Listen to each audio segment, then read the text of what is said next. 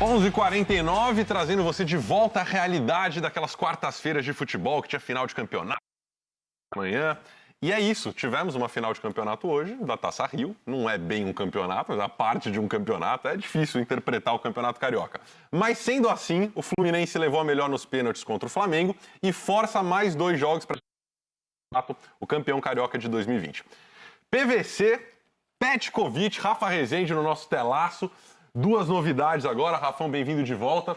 Começar pelo PVC que está antes aqui na ordem da tela aqui, né? Vou começar com ele, começa com o P, mas o Pet também é não, P. Viu? O Pet é um P gigantesco e que tem muita história com a torcida que está nos assistindo também, torcida do Flamengo. Então, um beijo pro Pet aí, um alô pro PVC, grande abraço. Como é que você encarou essa final, PVC? O que você achou desse jogo? O que dá para dizer dos times que entraram em campo? Enfim, antes da gente falar de outros assuntos. Dentro de campo, como é que você achou o Flu campeão? Só responder a pergunta, que é a pergunta da hora, né? E agora, como é que fica o mando de campo? O Flamengo, por ter mais pontos, escolhe se quer o mando de campo do primeiro ou do segundo jogo. Artigo 28 do regulamento. Eu sei que o Fluminense fez um belíssimo primeiro tempo. O que o Odair queria era tirar a velocidade do jogo. O Odair queria um time que não queimasse a bola, que não entrasse no pé de pressiona do Flamengo. O Flamengo não jogou bem. Mas um pouco do que o Flamengo não jogou bem foi forçado pelo Fluminense, que no primeiro tempo conseguiu recuperar a bola no campo de defesa, jogando defensivamente, mas não queimou o passe. Para um time que tem 17 dias de trabalho, só 8 sessões de treino, errar pouco o passe, tratar a bola com diamante era fundamental. O Fluminense conseguiu, fez 1-0 dessa maneira, numa bola parada. Depois, no segundo tempo, não conseguiu repetir isso e aí correu demais atrás do Flamengo. É muito difícil jogar contra o Flamengo, e aí, no final do jogo, pagou caro por isso. Porque, por tanto correr atrás do Flamengo, pela dificuldade de jogar contra o Flamengo esteve mais perto de ganhar o jogo nos minutos finais, acabou decidindo nos pênaltis, e a cobrança do Rafinha foi decisiva com a defesa do Muriel. Pet, muito boa noite. Seguimos com lances do jogo. Queria que você comentasse a sua visão dessa final e um pouco do que você acha que se é que isso acende algum tipo de alerta para o Jesus, enfim, para o torcedor do Flamengo, porque no momento que de alguma maneira importava agora, o Flamengo falhou, né? Vem tendo atuações excelentes, sendo elogiado consecutivamente, mas hoje era um jogo aparentemente simples para resolver diante da nossa expectativa e não foi. E o Flamengo sai derrotado dessa noite. Que alerta pode ser ligado para competições mais importantes mais para frente? Boa noite, Fred. Boa noite para todo mundo que assiste em casa.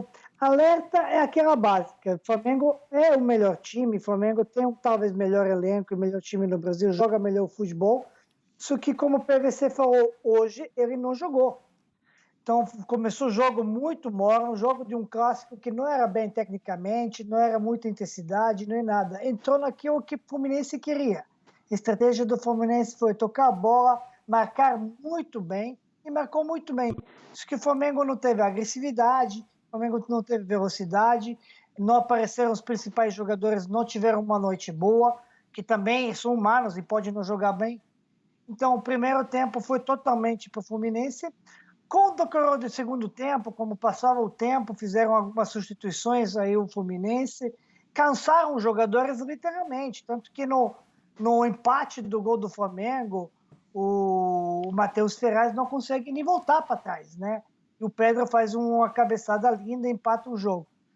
O Flamengo talvez se tivesse um pouco melhor inspiração, mais gás, um pouco mais, apertar mais, poderia talvez vencer o jogo nos minutos finais. Mas não teve. O Fluminense soube administrar e levar o jogo para os pênaltis. E na penalidade máxima, né, conseguiu vencer, bateu melhor ou errou menos, para dizer o mais certo. Os goleiros foram bem, os dois, tanto o Muriel quanto o Diego. Mas acho que o Fluminense leva essa taçaria merecidamente. Ninguém pode dizer nada a isso. Lutou dentro das suas possibilidades, suas limitações físicas e técnicas do momento, por causa do pouco tempo do treinamento. E enquanto estava no campo, no primeiro tempo, principalmente no primeiro tempo, não se viu isso, diferença nenhuma física. Inclusive, achei o Flamengo muito abaixo do seu normal. Tanto que o alerta é essa: se o Flamengo não jogar o que sabe jogar, o que está mostrando jogar, não pode se garantir. Você tem que estar no seu dia bom para você poder ser superior que o adversário. E hoje não foi. Olha, antes da partida começar, não sei se todos aqui receberam, mas a gente recebeu da produção do programa uma cópia do protocolo de segurança que ia ser adotado pela FERJ para entrega do troféu, que a gente mostrou agora para você em casa, Fluminense, com jogadores comemorando. E tinha um número de regras só indo de encontro com o que a gente já está falando há algumas semanas. Pô, distância, 1,5 metro de jogador para jogador. Vocês estão vendo aí a distância? Olha lá. Olha as regras sendo super cumpridas aí. Abraços efusivos, Flu campeão. Enfim, Rafa, você que é carioca, você é um carioca da Clara. O que significa o título da Taça Rio para todo mundo no Brasil que acompanha esse momento glorioso? Bota o Fluminense campeão, mas ainda vai decidir de novo se é campeão. Enfim, tem uma importância moral ou é mais porque bateu o time a ser batido no Brasil hoje e garante mais 2 jogos aí contra o Flamengo? Tem toda a questão da rivalidade, claro, né? O Fluminense ele sai grande, né, dessa decisão na Taça Rio pela forma como se posicionou, contrário ao retorno, contrário à retomada dos treinamentos, contrário ao reinício dos jogos, tentando adiar o máximo possível a retomada. E ainda assim, por mais que tenha feito jogos ruins, né, na reta final da Taça Rio, não tinha feito gol até aqui, mas fez um jogo extremamente competitivo hoje. Estou com o Pet, achei até estranho o que foi a postura do Flamengo no primeiro tempo do jogo. A questão física favorece muito ao Flamengo, isso ficou evidente na reta final da partida, mas faltou muito da agressividade habitual, da intensidade habitual, do foco dentro do jogo, né? O ambiente não vem junto, né? A torcida do Flamengo no Maracanã geralmente tem parcela de influência no que é essa relação com o time e faz diferença no que é a agressividade do time dentro dos jogos, e isso não se viu, mas não acho que sirva como desculpa, já que o Flamengo é uma equipe que mantém postura atuando em casa e fora de casa, né? Dentro do comando do Jorge Jesus. Me chamou muita atenção isso. Um Jesus cada vez mais apático na beira do campo e um Flamengo que nesse primeiro tempo foi apático e que sobrou fisicamente na reta final do jogo, até porque voltou a treinar antes da liberação, né, das autoridades sanitárias no Rio de Janeiro. Então teve um período de preparação muito maior do que o do Fluminense e com isso sobrou, não só também por isso, também tem jogadores de mais qualidade como opções para entrar no time, mas o Fluminense fez um ótimo jogo, tirou o espaço entre as linhas, teve um meio-campo leve, de muita agressividade na abordagem sem a bola, com o Dodi e com o Iago, né, sendo opções ao Hudson. Não tinha tanta velocidade para escape, eu conversava sobre isso com o Carlos Eduardo Mansur, nosso companheiro, jornal O Globo, que participa quase sempre do Redação. Ele falou, né, partindo com o Nenê de um lado e o Marcos Paulo do outro, por mais que você tenha o Evanilson, que é um cara muito, muito vivo, você acaba não tendo o escape de velocidade, né? Era um time para tirar a velocidade do jogo. E o Fluminense foi muito feliz nisso. Mas é um somatório de coisas. E o Flamengo foi bem feliz na sua postura dentro do jogo. E isso chamou muita atenção, porque não é padrão no trabalho do Jesus até aqui. Ana, no momento em que a gente não sabe direito se o time vai jogar, não vai, quando vai, de que maneira, será que dá para achar algo de positivo também nisso? Enfim, o Flamengo garante aí mais 2 compromissos, o time continua quente, atuando. Fica quente para o início do Campeonato Brasileiro, né? Olhando ainda do ponto de vista do Fluminense, esse jogo, o PVC e o Rafa falaram muito sobre o ponto positivo de um time que estava em descrédito, né? Pelo que apresentou nessa volta do futebol.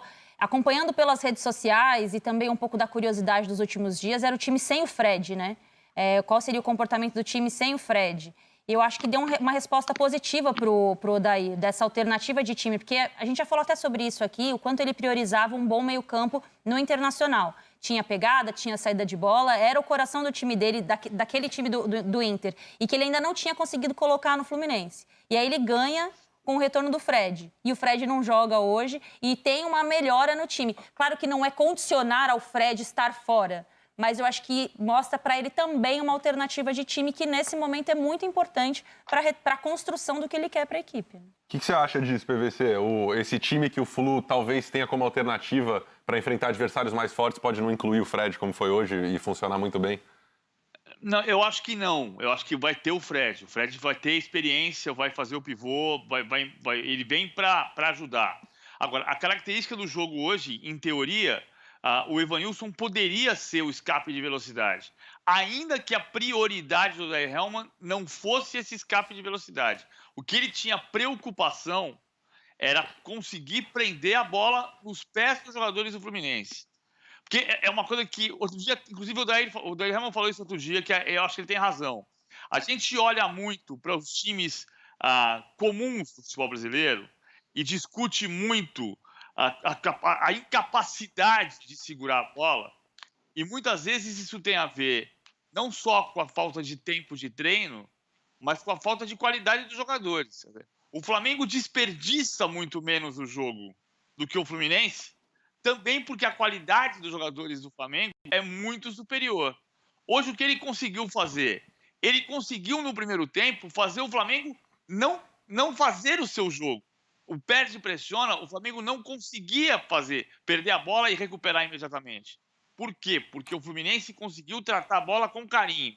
Claro que esse carinho, se você tivesse o escape da velocidade com o Evanilson, funcionaria melhor. O Evanilson saiu machucado no intervalo do jogo, o Marcos Paulo passou a jogar de centroavante e depois o Caio Paulista. E, de fato, faltou a velocidade. Que o Fred não daria, mas em outros jogos fortes do Campeonato Brasileiro e, provavelmente, nas duas finais com o Flamengo, o Fred vai segurar a bola no campo de ataque para deixar o time chegar e prender no outro lado do campo a posse de bola para o Fluminense.